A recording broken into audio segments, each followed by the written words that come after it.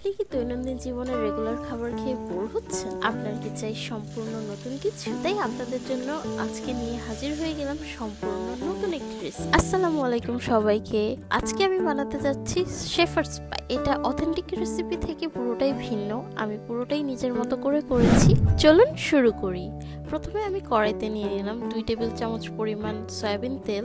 আপনারা চাইলে olive oil দিয়েও করতে পারেন। তারপর আমি এখানে দিয়ে দিলাম আগে থেকে ধুয়ে রাখা 250 গ্রামের মতো মুরগির মাংসের কিমা। অথেন্টিক রেসিপিতে গরুর মাংস ইউজ করা হয়, কিন্তু আমি আজকে মুরগি দিয়ে করছি। তেল গরম হওয়ার পর দিয়ে দিলাম এতে মুরগির মাংসের কিমাগুলো। ঢেকে রান্না করব 5 মিনিট। কিমা থেকে বেশ খানিকটা পানি বের হয়ে আসবে, তার জন্য আমি এখানে কোনো পানি ব্যবহার করিনি। কিমাটা অল্প একটু সিদ্ধ হয়ে যাওয়ার পর আমি এখানে 2 টেবিল চামচ পরিমাণ রসুন কুচি দিয়ে দিলাম। কিছুক্ষণ নাড়াচাড়া করার পর কিমা থেকে পানিটা যখন একটু শুকিয়ে আসবে তখন আমি এর মধ্যে দিয়ে দিব 3 টেবিল চামচ পরিমাণ পেঁয়াজ কুচি। নাড়াচাড়া করে অপেক্ষা করব পেঁয়াজগুলো নরম হয়ে আসা পর্যন্ত।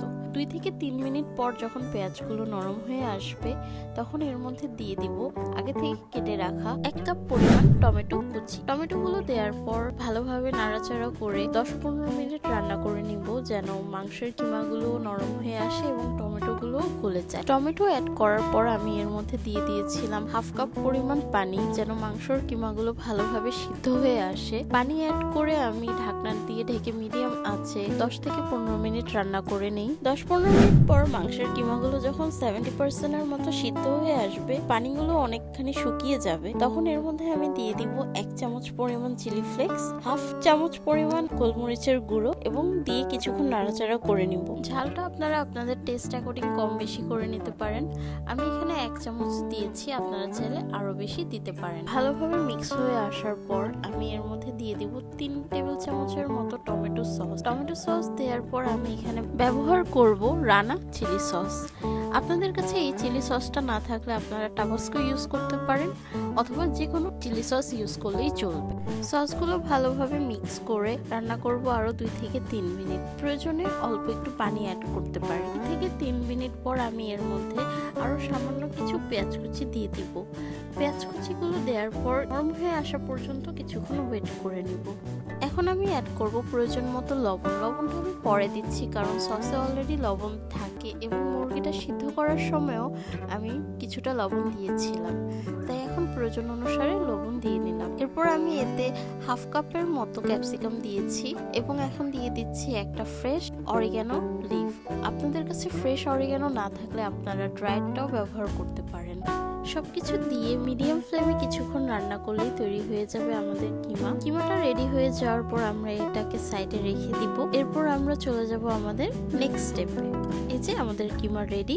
এখন চলে যাব আমরা আমাদের নেক্সট স্টেপে। আমাদের নেক্সট স্টেপটি হবে ম্যাশ পটেটো রেডি করা। এখানে আমি side by side mash potato ready করে নিয়েছি। ম্যাশ পটেটো রেসিপিটা আমি এই ভিডিওতে আর দেখাচ্ছি না, আমি সেটা অন্য একটি ভিডিওতে আপনাদের সাথে শেয়ার করব। এখন সবকিছু সুন্দর মতো অ্যাসেম্বল করে নিব। প্রথমে আমি একটি বাটিতে আমাদের তৈরি করে রাখা মুরগির কিমাটা দিয়ে দিচ্ছি। কিমার সসটার উপর রেডি করে রাখা ম্যাশ পটেটো দিয়ে দিব।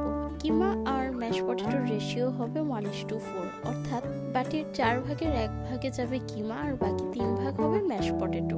ম্যাশ পটেটো দেওয়ার পর এর উপরে অথেন্টিক যে রেসিপি সেটার মধ্যে মজরেলা চিজ দেয়। আমার কাছে আজকে মজরেলা চিজ ছিল না, তার জন্য আমি ক্রাফটের এই চেডার চিজটা ইউজ করেছি। এরপর আমি এটাকে 150 ডিগ্রি ফারেনহাইটে 20 থেকে 25 মিনিটের মতো বেক করে নিব। 20 থেকে 25 মিনিট বেক করার পরে আমাদের শেফার্ডস পাইটা রেডি হয়ে যাবে। আমাদের শেফার্ডস পাইয়ের সাথে সার্ভ করার জন্য আমি এখানে কিছু গার্লিক ব্রেড রেডি করে নিচ্ছি। গার্লিক ব্রেডের রেসিপিটাও আমি এখানে শেয়ার করছি না। আপনারা যদি গার্লিক ব্রেডের রেসিপিটি চান যে আমি কিভাবে গার্লিক ব্রেড বানাই, সেটি আমি আরেকটি ভিডিওতে আপনাদের সাথে শেয়ার করব। ব্যাস, এভাবেই রেডি হয়ে গেল আমাদের অনেক মজাদার শেফার্ডস পাই সাথে গার্লিক ব্রেড। রেসিপিটি কেমন লাগলো অবশ্যই জানাবেন।